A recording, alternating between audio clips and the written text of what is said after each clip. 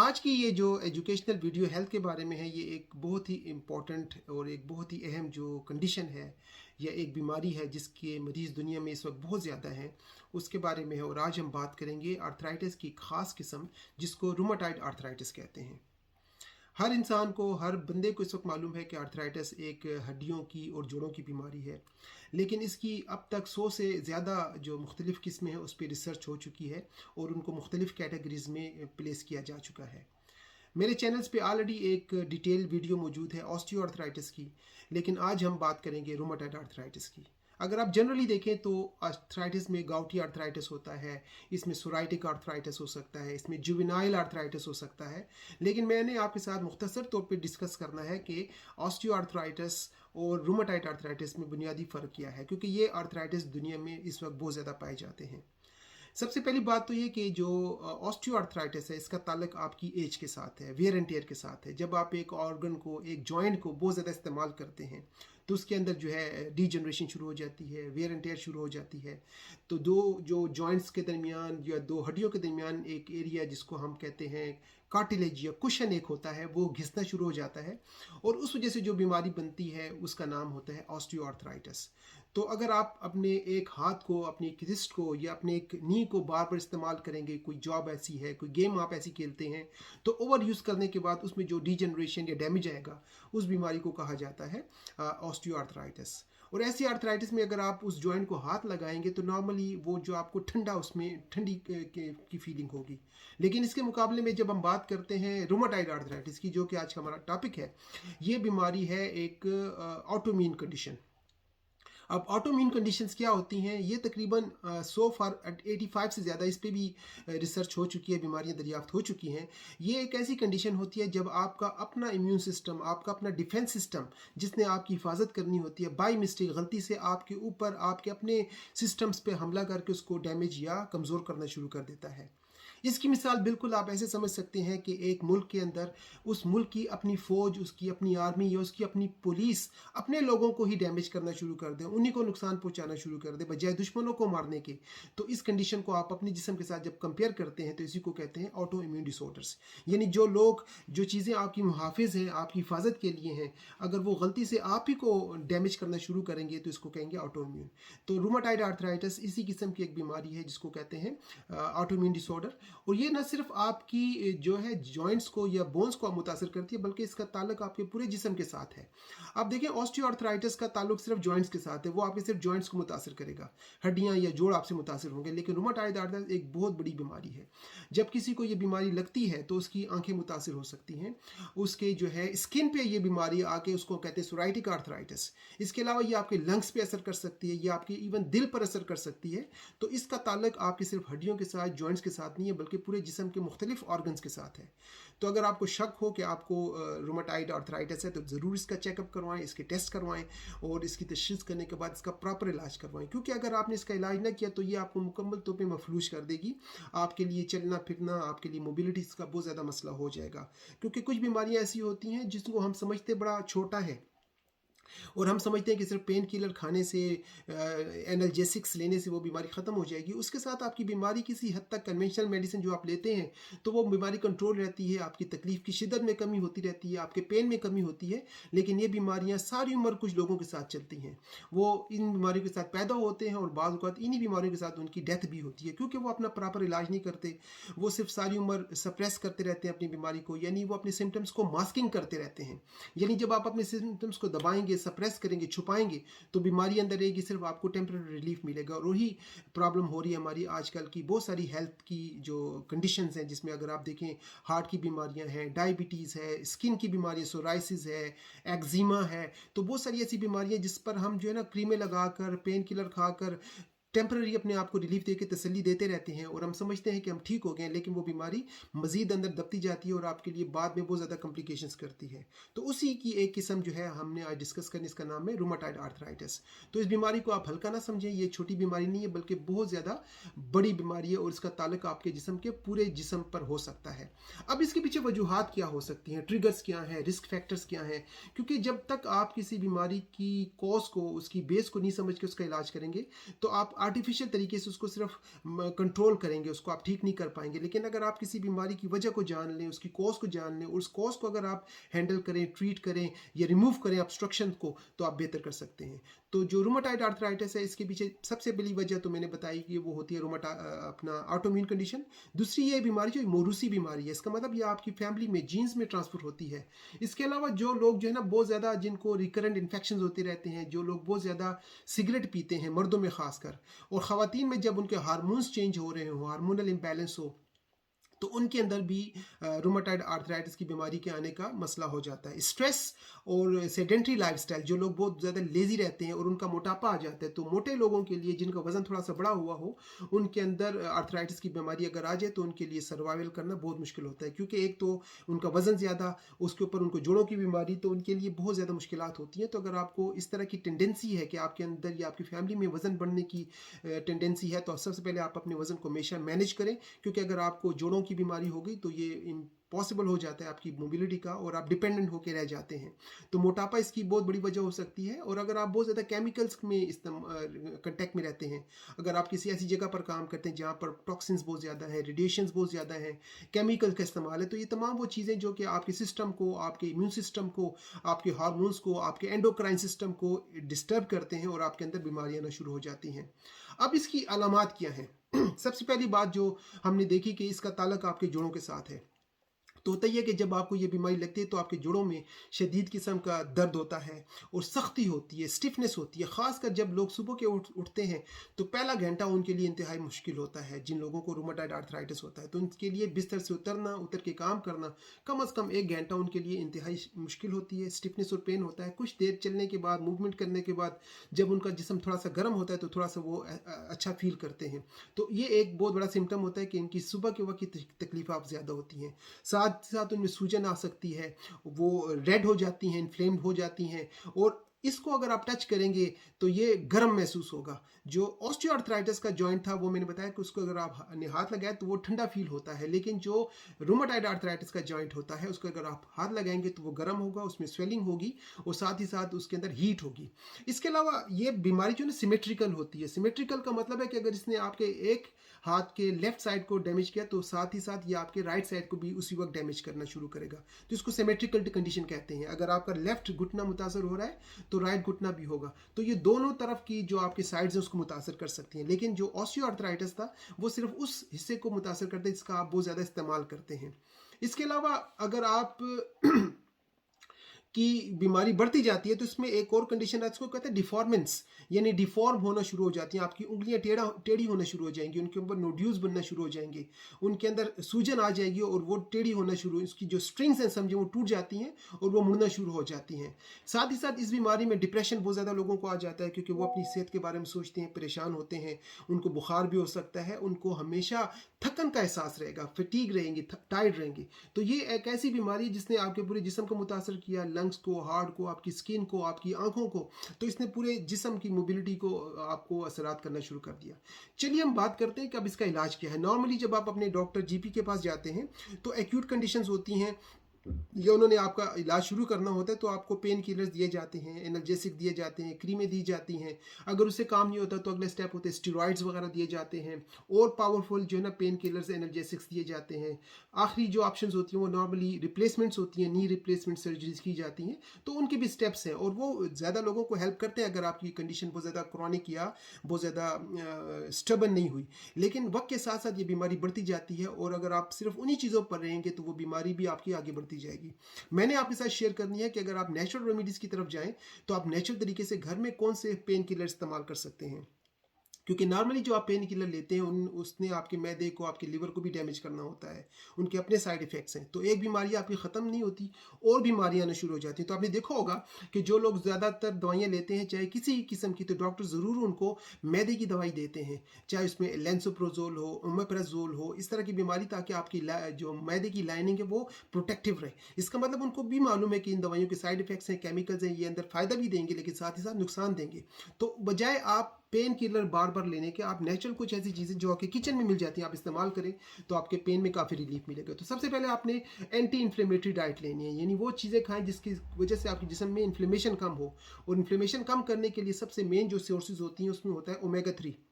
तो ओमेगा 3 आपको सामन फिश में, सार्डीन फिश में, मैकरेल फिश में मिलती है। इसके अलावा अगर आप वेजिटेरियन हैं तो आप फ्लैक्स सीड्स का इस्तेमाल कर सकते हैं, लिन सीड्स का इस्तेमाल कर सकते हैं, यानी तुलसी का आप इस्तेमाल करें, आपको फ़ायदा होगा। इसके अलावा आप पत्तों वाली सब्जियां ज़रूर इस्तेमाल करें, और मुख्तलिफ़ किस्म की जो बेरीज़ होती हैं, जिसमें रेस्पबेरीज़ है, ब्लूबेरीज़ है, मुख्तलिफ़ किस्म की जो बेरीज़ होती हैं उनका आप ज़रूर इस्तेमाल करें। उनमें बहुत अच्छे एंटीऑक्सीडेंट्स होते हैं, वो आपको ऑक्सीडेटिव स्ट्रेस से बचाते हैं। साथ ही साथ आपकी किचन में हल्दी होती है और जिंजर होती है, अदरक होती है, इसका आप ज़रूर इस्तेमाल करें। इन दोनों में कुदरती तौर पे एंटी इन्फ्लेमेटरी एजेंट्स पाए जाते हैं। आप हफ्ते में 2 से 3 दफ़ा ज़रूर बोन ब्रॉथ पिएँ, यानी यखनी बना के पिएँ। ऑर्गेनिक चिकन की आप यखनी पी सकते हैं, अगर आप लैम्ब लेना चाहें तो लैम्ब की यखनी पी सकते हैं, या वेजिटेबल की यखनी पिएँ, उसमें मुख्तलिफ़ किस्म की आप हर्ब स्पाइसेस डालें। तो जो यखनी होती है ये आपके गट को बैलेंस करती है। जो लीकी गट सिंड्रोम होता है, जिसका ताल्लुक आपके इम्यून सिस्टम के साथ है, यखनी उसके लिए बेहतरीन चीज़ है, वो आप ज़रूर इस्तेमाल किए। साथ ही साथ आप फर्मेंटेड फूड खाएं, यानी प्रोबायोटिक्स का इस्तेमाल करें। और कुछ चीज़ें जो आपको नुकसान दे सकती हैं, खासकर शुगर, वाइट शुगर जो है ना, ये एक वाइट पॉइजन है, इसका आप ज़रूर मुकम्मल तौर पे इसका बाइकआउट करें, ये ना खाएं। ग्लूटेन, खासकर उन लोगों को जिनको सीलियक डिजीज़ है या इंटॉलरेंस है, वो इसका इस्तेमाल ना करें। प्रोसेस्ड फूड, यानी वो फूड जो प्रिजर्व किए जाते हैं, जो डब्बों में होते हैं, कैंस में मिलते हैं, उन्होंने एडिशनल उसमें प्रिजर्वेटिव्स डाले हैं, कलरिंग्स डालनी है उसकी लाइफ को लॉन्ग करने के लिए, तो वो भी आपको नुकसान दे सकते हैं, उनको आप बंद करें। सॉफ्ट ड्रिंक्स, फिजी ड्रिंक्स, शराब नोशी और जो इस तरह की चीज़ें हैं जो कि नॉर्मली आपको बाज़ार में ईजी मिल जाती हैं, उनका आप ज़रूर इस्तेमाल मतलब कम करें, क्योंकि इन चीज़ों से आपको नुकसान होगा।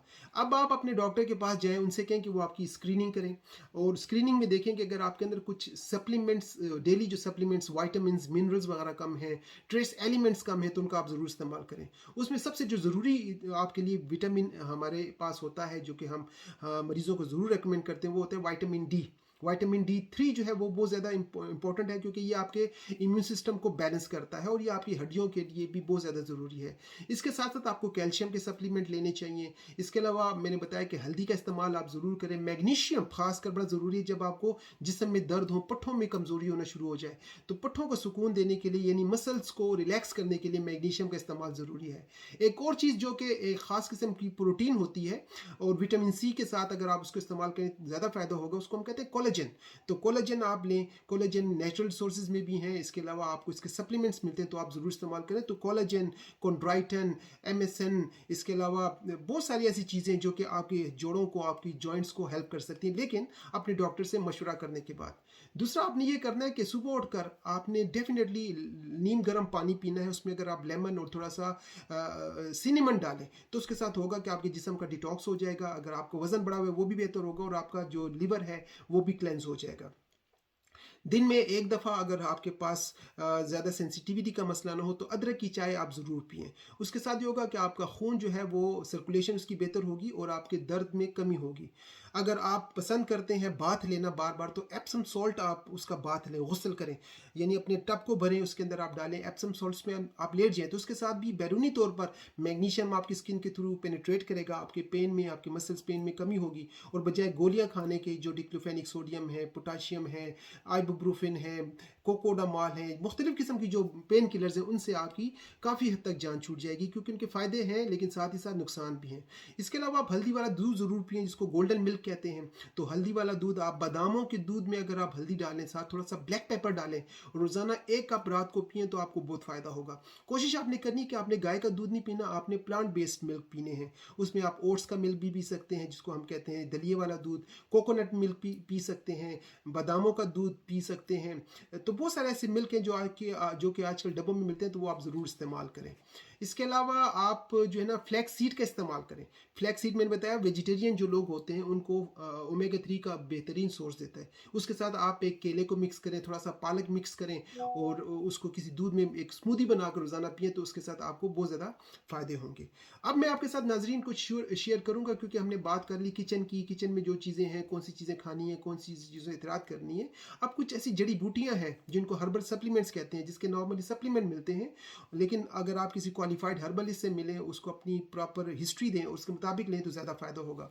लेकिन जो मेन सप्लीमेंट हम अपने पेशेंट को नॉर्मली देते हैं, उसमें जो सबसे टॉप पर हमारे पास होता है, उसका नाम है बोस्वेलिया। जिसको इंडियन फ्रैंकिनसेंस भी कहते हैं। तो बोस्वेलिया सेराटा एक हर्बल सप्लीमेंट है और रूमेटॉइड आर्थराइटिस में ये बहुत अच्छा काम करते हैं, क्योंकि आपके जिस्म की इन्फ्लेमेशन को, सूजन को, दर्द को ये कम करता है। इसके अलावा एक और है, इसको हम कहते हैं डेविल्स क्लो, वो भी बेहतरीन है, बिल्कुल एस्प्रिन की तरह काम करता है। कैट्स क्लो एक और हर्ब है। विलो बार्क है, ये आप इस्तेमाल कर सकते हैं, बिल्कुल ये पेन किलर्स की तरह काम करते हैं। अगर आपके अंदर स्ट्रेस बहुत ज़्यादा है, टेंशन की वजह से आपको बीमारी हुई है, तो एश्वागंडा एक हर्बल सप्लीमेंट मिलता है, ये आप ज़रूर इस्तेमाल करें। तो हर हर्ब जो है उसका अपना एक फ़ायदा है, अपना उसके नुकसानात भी हो सकते हैं। तो कोशिश करें कि सेल्फ मेडिकेशन आप अवॉइड करें, क्योंकि हर हर्ब हर इंसान के लिए नहीं होती, हर हर्ब जो है वो भी सेफ़ नहीं होती। आप देखें कि आपके अंदर कंडीशन क्या है, उसके मुताबिक अगर आप प्रॉपर हर्ब लेंगे तो आपको ज़्यादा फ़ायदा होगा। इसके अलावा आप अरोमा थेरेपी, जो लोग गोलियां नहीं लेना चाहते, जो लोग दवाइयाँ खा खा के तंग हो चुके हैं, वो चाहते हैं बैरूनी तौर पर कोई ऐसी चीज़ लगाई जाए कि उसका उन पे असर हो, तो आप अरोमा थेरेपी एसेंशियल ऑयल, जिसको हम कहते हैं बैरूनी तौर पे मसाज बनाने वाले जो ऑयल हैं, उनका आप इस्तेमाल करें। तो अभी आपको मैं एक टिप देता हूँ, एक घर में बनाने के लिए तरीका बताता हूँ कि आप खुद अपने लिए मसाज का तेल रूमेटॉइड आर्थराइटिस के लिए बना सकते हैं। आपने करना ये कि आपने लेने हैं 5 कतरे यूकेलिप्टस के, 5 कतरे आपने लेने हैं। एसेंशियल ऑयल की छोटी छोटी बोतलें होती है, उसके लेने 5 कतरे यूकेलिप्टस। उसमें आपने डाल देने हैं 5 कतरे ही पेपरमिंट के। तो 5 drops of eucalyptus plus 5 drops of peppermint.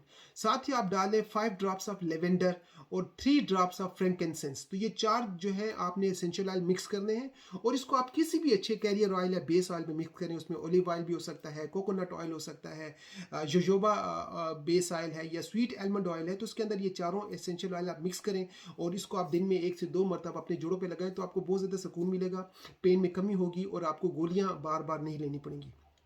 तो आपने यूकेलिप्टस, पेपरमिंट, लेवेंडर और फ्रैंकिनसेंस, इन 4 एसेंशियल ऑयल्स के 4-5 कतरे तकरीबन 100 मिलीलीटर के बड़ी बोतल में आपने डाल के मिक्स करने, इसके ऊपर लेबल लगा लें और अपने आप को रोज़ाना मसाज करें।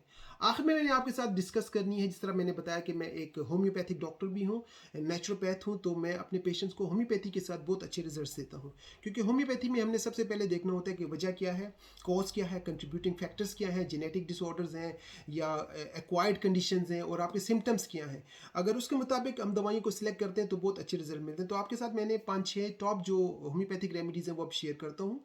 सबसे जो बड़ी मेडिसिन हम इसमें इस्तेमाल करते हैं उनका नाम है ब्राइनिया और रोस्टॉक्स। ब्राइनिया हम तब देते हैं जब आपका जो है दर्द जो है वो आराम के बाद जो है ना वो बढ़ जाता है, यानी जब आप आराम करते हैं तो उसमें आपको बेहतरी आती है। हाँ, ब्राइनिया में आपको आराम में बेहतरी आती है, और जब आप हरकत करने लगते हैं तो आपका पेन जो है ना मज़ीद बढ़ना शुरू हो जाता है। तो अगर आपका इस तरह का पेन है कि जब आप लेटे हुए हों और आपकी तकलीफ़ कम हो और बढ़ने चलने के बाद तकलीफ बढ़े, तो आप ब्राइनिया एल्बा का इस्तेमाल कर सकते हैं। लेकिन रस्टॉक्स वो है जिसमें ये होता है कि आप जब आराम करते हैं तो आपकी तकलीफ बढ़ती है, जब सुबह आप उठते हैं 5-10 कदम लेते हैं और आपकी तकलीफ में कमी आना शुरू हो जाती है, तो तब हम रस्टॉक्स देते हैं। तो ये 2 मेडिसिन हैं, लेकिन इन दोनों की मोडेलिटीज़ डिफरेंट हैं।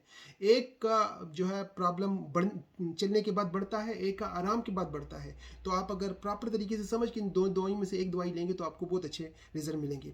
अच्छा, रोस्टॉक्स में ये भी होता है कि आपको बहुत ज़्यादा झुंझुनाहट यानी नमनेस का एहसास होता है, पिन्स एंड नीडल्स होती हैं, आपके अंदर स्टिफनेस बहुत ज़्यादा होती है, लोअर बैक पेन का मसला ज़्यादा होता है। और ब्राइनिया में ये होता है कि आपके अंदर खुश्की होती है, आपको खांसी हो सकती है, आपको कॉन्स्टिपेशन का मसला हो सकता है, आपको हेडेक का मसला हो सकता है। तो दोनों मेडिसिन की और भी बहुत ज़्यादा प्रायोरिटीज़ हैं।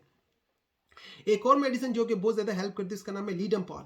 और इसमें ये होता है कि नीचे से ऊपर की तरफ आपके पेन जो है ना बढ़ना शुरू हो जाते हैं, और सर्दी से आपको आराम मिलता है। कुछ लोगों को गर्मी से आराम मिलता है, लेकिन लीडमपॉल के पेशेंट्स को सर्दी जब होती है तो आराम मिलता है। इसके अलावा कॉस्टिकम एक दवाई है, कैलकेरिया कार्ब एक दवाई है, खासकर वो लोग जिनका वज़न ज़्यादा होता है, जिनको पसीने बहुत ज़्यादा आते हैं, जिनको क्रेविंग्स होती हैं जो ना कच्चे चावल खाने की, चॉक पेंसिल्स खाने की, पीका की, यानी अनवांटेड जो चीज़ें होती हैं जो कि हम नॉर्मली खाते हैं, उनको उनकी क्रेविंग्स होती है, तो तब हम कैलकेरिया कार्ब देते हैं। एक और मेडिसिन जो रात के वक्त अगर आप सोए हुए एकदम आपको पेन शुरू हो जाए, रात को 2 से 4 के दरमियान एकदम आप उठ के बैठ जाए, पेन आना, तो तब आप जो मेडिसिन देंगे उसका नाम है काली कार्बोनिकम। तो काली कार्ब जो है वो रात के पेनों के लिए दी जाती है। तो ये मुख्तलिफ मेडिसिन हैं, और होम्योपैथी में 100 से ज़्यादा मुख्तलिफ मेडिसिन हम रूमेटॉइड आर्थराइटिस के लिए रिकमेंड करते हैं। साथ ही साथ हमने इसमें देनी होती है इंटरकरेंट रेमेडीज़, मियाज़मेटिक रेमेडीज़, कि इसके पीछे मियाज़म कौन सा है, इंटरकरेंट वो दवाइयाँ होती हैं जो कि इन दवाइयों को पुश करती हैं इनके काम की मुदाफ़ियत को, इनकी कारकर्दगी को बेहतर करने के लिए। तो ये एक मुकम्मल पैकेज होता है, इसमें सिर्फ एक दवाई से आप कभी ठीक नहीं हो सकते। प्रॉब्लम हम लोगों का ये होता है कि हमारी बीमारियाँ होती हैं बड़ी पुरानी, 20-20 साल पुरानी, 15-15 साल पुरानी, और हम चाहते हैं कि हम किसी के पास जाएँ, 1 हफ्ते का इलाज करें, हमारा हमेशा ठीक हो जाए। तो हमारी एक्सपेक्टेशन ख़ासकर जो क्रॉनिक बीमारियों के हवाले से है बड़ी गलत है। हमारी अप्रोच बहुत गलत है, और कुछ डॉक्टर भी गलत प्रॉमिसेस करते हैं कि आप हमारे पास आएँ, 1 महीने में आप ठीक हो जाएंगे। हालांकि इस तरह नहीं होता, आपको लगातार कुछ अरसे के लिए दवाइयाँ लेनी पड़ती हैं। आपको दवाई तब तक लेनी पड़ती है जब तक आपकी प्रॉब्लम ख़त्म नहीं हो जाती। लेकिन यह है कि होम्योपैथी में, हर्बल सप्लीमेंट्स में कम से कम आपको सारी उम्र दवाइयाँ नहीं लेनी पड़ती। कुछ मरीज़ 3 महीने में ठीक हो जाते हैं, कुछ को 6 महीने, कुछ को साल, 2 साल भी लग सकते हैं। तो हर बंदे का जो है background, history, conditions, complications different होती हैं, और उनकी जो रिस्पॉन्ड होता है दवाइयों की तरफ वो भी डिफरेंट हो सकता है। तो अगर आप थोड़ा सा पेशेंस करें, रेगुलर दवाइयाँ लें, तो आपको बहुत ज़्यादा अच्छे रिजल्ट मिलेंगे, और आपकी बीमारी काफ़ी हद तक रिवर्स हो सकती है, और ख़ासकर ऐसी बीमारी जिसका ताल्लुक ऑटोइम्यून कंडीशन के साथ हो। अगर आप किसी भी पैथी में डिस्कस करें किसी भी क्वालिफाइड डॉक्टर के साथ, तो अभी तक किसी के पास भी खासकर ऑटोइम्यून के लिए कोई इलाज मौजूद नहीं है। अगर कुछ होप है, कुछ उम्मीद है, कुछ बेहतरी के रिजल्ट हमने दिए हैं, तो वो सिर्फ होम्योपैथी से बहुत सारे लोगों को इवन ऑटोइम्यून कंडीशंस में भी बेहतरियाँ मिली हैं। सबसे आखिर में मैंने आपके साथ डिस्कस करना है कि आपने अपने जिस्म को डिटॉक्स करना है, क्लेंस करना है। ये कुछ टिप्स हैं, यानी अगर आप ऐसी वैसी चीज़ें खा रहे हैं तो अपने जिस्म को साफ़ करें, क्लियर करें। थोड़ी बहुत वर्जिश आपने करनी है, हल्की फुल्की, ज़्यादा वर्जिश भी आप नहीं करनी, क्योंकि बहुत ज़्यादा करेंगे तो आपकी तकलीफ में बड़ी हो जाती है, तकलीफ इजाफा हो सकता है। कभी कभी आपको अपने जिस्म के ऊपर जो है ना कोल्ड कंप्रेस और वार्म कंप्रेस भी रखने चाहिए, जिसकी वजह से आपको जब ठंडक का एहसास होता है या गर्माइश का एहसास होता है तो आपके दर्दों में कमी हो जाती है। तो ये वो तमाम चीज़ें जो आपको गोलियों से, पेन किलर से बचा रही हैं। इसके अलावा आप जो है अच्छे तरीके से उठना बैठना करें, अपने पोस्चर को बेहतर करें। आपने पानी ज़रूर पीना है अपने आप को क्लेंस करने के लिए, हाइड्रेट रखने के लिए।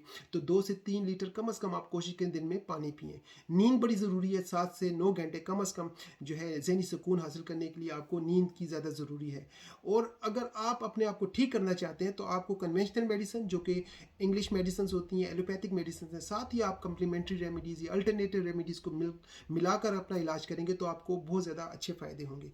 तो हम कभी नहीं कहते कि आप उन दवाइयों को बंद कर दें, छोड़ दें।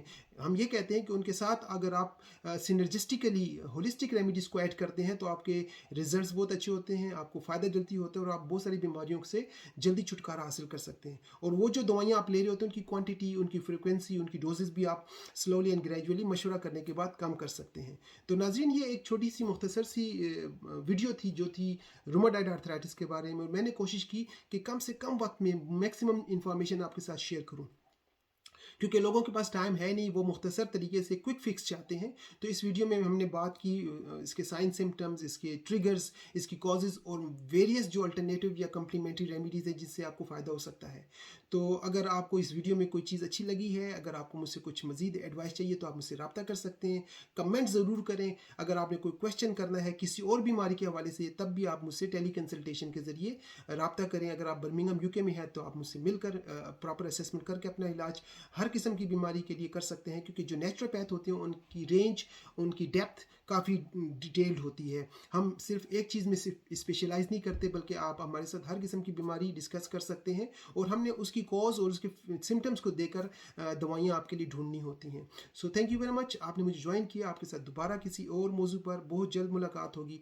तब तक आप अपना बहुत ख्याल रखें, अपनी इस बीमारी को मज़ीद बिगड़ने से बचाएँ। Take care, bye.